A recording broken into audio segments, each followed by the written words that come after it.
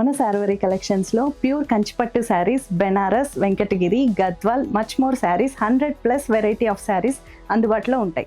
కొత్త ఆశలు, కొత్త ఆలోచనలు, కొత్త ఆశయాలతో ఈ నవవసంతం ఆనందమయం కావాలని కోరుకుంటూ శ్రీ పరాభావ నామ సంవత్సర ఉగాది శుభాకాంక్షలు. మన Sareevari collections Google, Instagram and YouTube pages ఉన్నాయి. Please do like, share and subscribe. For any bookings or enquiries please contact 7993929319.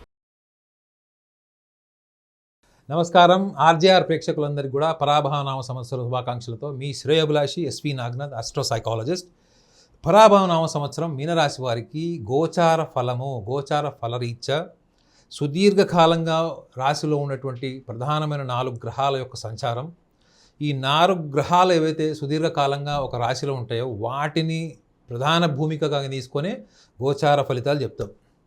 మీనరాశిలో ముఖ్యంగా గోచార ఫలరీత్యా చూసుకుంటే ఎటువంటి సుదీర్ఘకాలంగా ఉన్నటువంటి గ్రహాలు అంటే రాహువు, కేతువు, శనిగ్రహము, గురుగ్రహము గోచారంలో ముఖ్యంగా ఈ 19వ తారీఖు మార్చి 2026 ఉగాది నుంచి ఆరంభం నుంచి ఎటువంటి రాశి సంచారం జరుగుతున్నాయి, ఏ మాసంలో జరుగుతున్నాయంటే గురుగ్రహం ముఖ్యంగా రాశి దశమ భావాధిపతి అయినటువంటి గురుగ్రహము ఇప్పుడు ప్రస్తుతం ఆరంభంలో అంటే ఉగాది ఆరంభంలో మిథున రాశిలో ఉంటే జూన్ మాసము 2వ తారీఖు నుంచి అక్టోబర్ 30వ తారీఖు వరకు కర్కాటక రాశిలోకి ప్రవేశిస్తాడు. అది మీనరాశి వారికి 5వ భావం అవుతుంది.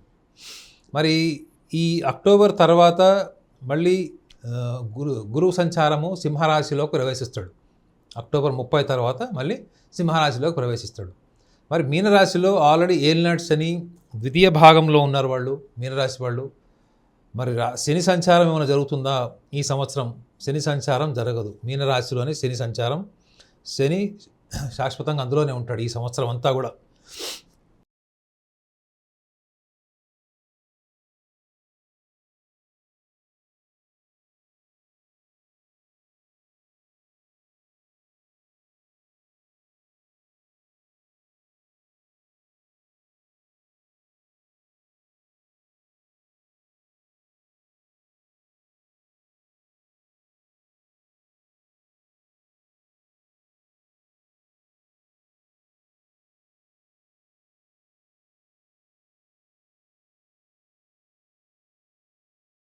ఈ సంవత్సరం వాళ్ళకి ఒక సంపూర్ణమైనటువంటి ఆధ్యాత్మిక సంవత్సరము, ఒక సంపూర్ణమైనటువంటి వ్యవహారిక సంవత్సరం. అంటే మెటీరియలిస్టిక్గా ఎంత స్ట్రాంగ్గా ఉంటారో స్పిరిచువల్గా కూడా అంత స్ట్రాంగ్ ఉంటారు. ఎప్పటి నుంచి ఉంటారు? గురువు యొక్క స్థానము వీళ్ళకి కేంద్ర భావంలో ముఖ్యంగా మిథున రాశిలో 4వ భావంలో గడిచిన 8 నెలల నుంచి 10 నెలల వరకు వాళ్ళకి ఒక సందిగ్ధ వాతావరణంలో, అంటే ఒక పక్షిని పింజరంలో పెట్టేసినట్టు, ఒక బంగారు పింజరంలో పక్షిని ఉంచితే దాని పరిస్థితి ఏంటి, దాని ఒరిజినల్ నేచర్ ఏంటి, స్వేచ్ఛగా ఉంటుంది. మీరు దాన్ని బంగారం పింజరంలో పెట్టారా, లేకపోతే ఇత్తడి పింజరంలో పెట్టారా, చెక్క దాంట్లో పెట్టారా అన్నది దాని స్వభావానికి విరుద్ధమైనటువంటి స్థలం అది. దాని స్వభావం ఏంటంటే స్వేచ్ఛగా ఉంటుంది. మీనరాశి వాళ్ళు ఎక్కువగా కోరుకునేది స్వేచ్ఛ, స్వతంత్ర భావాలతో ఉండాలని కోరుకుని దేనికి లొంగకుండా దేన్నైనా నేర్చుకొని ఒకవేళ జీవితంలో పరాభవాలు చూసినా, ఓటమిని చూసినా వాటి నుంచి గుణపాఠాలు నేర్చుకొని ఒక ఉన్నతమైన గౌరవాన్ని సంపాదించడం కోసం అనునిత్యం ప్రయత్నం చేసే 2 రాశి ఏదైనా ఉందంటే అది మీనరాశి. మరి ఈ మీనరాశి వారికి గడిచినటువంటి 2.5 సంవత్సరాల్లో ఏలినాటి శని ప్రభావము, ఈ ఏలినాటి శని వల్ల వాళ్ళు ఎన్నో రకాల అప్పులు, రుణబాధలు, లేదా కుటుంబ సభ్యుల్లో మనస్తాపం చెందడం, లాభస్థానం, మోక్షస్థానం సంబంధించినటువంటి ఈ అన్ని రకాల సమస్యలన్నీ కూడా వాళ్ళు ఎదుర్కొన్నారు. మరి ఈ సంవత్సరం వాళ్ళకు ఉన్నటువంటి రిలీఫ్ ఏంటి అసలు అంటే, గురువు రాశ్యాధిపతి ఎప్పుడైతే వీడికి 5వ భావంలోకి వస్తాడో అది చాలా బలమైనటువంటి స్థానం కర్కాటక రాశికి. కాబట్టి మీనరాశి వాళ్ళకి జూన్ 2 నుంచి వచ్చేటువంటి ఒక అద్భుతమైన మార్పు ఏంటంటే వాళ్ళు ఇండిపెండెంట్గా స్ట్రాంగ్ అవుతారు. వాళ్ళకి ఫ్యామిలీలో చాలా పీస్ఫుల్నెస్, హ్యాపీనెస్ పెరుగుతుంది. అది ఏ ఆస్పెక్ట్స్లో చూసుకోవాలంటే మీనరాశి వాళ్ళు ఎక్కువగా కోరుకునేది వాళ్ళ కుటుంబ సభ్యులు, అన్నదమ్ములు, అక్కచెల్లెళ్ళు లేదా తల్లిదండ్రులు వాళ్ళందరూ సమిష్టిగా ఉండి, అందరూ ఒక తాటిపై ఉండి వాళ్ళందరినీ ఇతను ఒక పెద్దన్నయ్యలాగా లేకపోతే ఒక పెద్ద మనిషిలాగా ఇంట్లో వాళ్ళని ఒక దిశానిర్దేశం చేసేటువంటి ఒక ఆలోచన విధానాన్ని, ఆచరణ విధానాన్ని ఇష్టపడతారు మీనరాశి వాళ్ళు. అవన్నీ కూడా వీళ్ళకి జూన్ మాసం నుంచి వాళ్ళకి అనుకూలంగా వస్తేనే కదా వీళ్ళు ఈ బలం పెరిగేది. ఖచ్చితంగా జూన్ మాసం నుంచి మీనరాశి వాళ్ళకి జీవితంలో వాళ్ళ ముఖంలోనే కాదు, వాళ్ళ భావంలో, వాళ్ళ ఆత్మలో కూడా గ్లిమ్స్ వస్తాయి, అంటే వెలుగులు వస్తాయి. కాబట్టి ముఖ్యంగా ఏలినాటి శని ప్రభావం తీవ్రత వీళ్ళకి ఒక పక్కన అంత డిలే, పోస్ట్పోన్మెంట్ అయినప్పటికీ కూడా ఎట్ ద సేమ్ టైం వీళ్ళకి ఆ స్వేచ్ఛ, స్వతంత్రము, వాళ్ళ అనుకూలమైన స్థితి, అదృష్టము, వాళ్ళు చేసే పనులలో ప్రోగ్రెస్ ఉండడము, వాళ్ళు చేసే ప్రతి పనిలో కూడా వీళ్ళకి నాణ్యతతో కూడిన ఫలితాలు రావడం అన్నది కూడా గురుబలం నుంచి ఏర్పడుతుంది.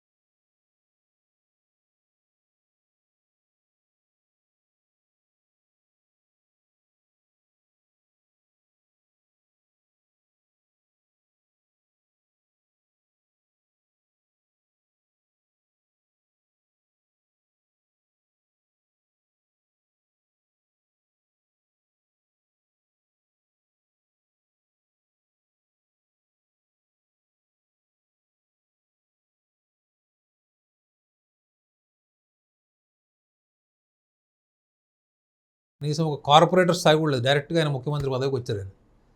సో కొంతమంది చూడండి, ముఖ్యమంత్రులు చనిపోయినప్పుడు వాళ్ళకి ఒక ఎమర్జెన్సీ, ఇమ్మీడియట్గా ఆల్టర్నేటివ్ లీడర్ కోసం ఎతికినప్పుడు ఒక నమ్మకస్తుడైన వాడిని, నిజాయితీ పరుణ్ణి, నిబద్ధత కలిగిన వాడిని, కరప్షన్ లేని వాడిని ఎంచుకుంటారు చూడండి.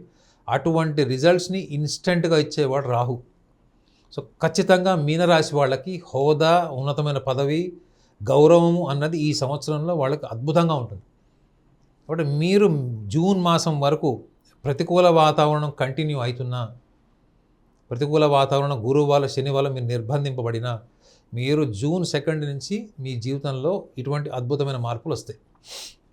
And at the same time Ketu గ్రహం కూడా వీళ్ళకి డిసెంబర్ మాసంలో కర్కాటక రాశిలోకి వస్తాడు.